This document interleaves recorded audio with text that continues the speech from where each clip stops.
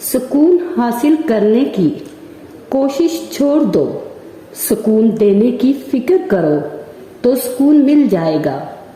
اللہ کے فیصلوں پر تنقید نہ کرنا، سکون مل جائے گا۔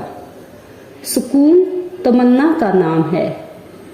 جب تمنا تابع فرمان الہی ہو جائے تو سکون شروع ہو جاتا ہے۔ اپنی زندگی میں آپ کو جو چیز سب سے اچھی نظر آتی ہے اسے تقسیم کرنا شروع کر دو، سکون آ جائے گا۔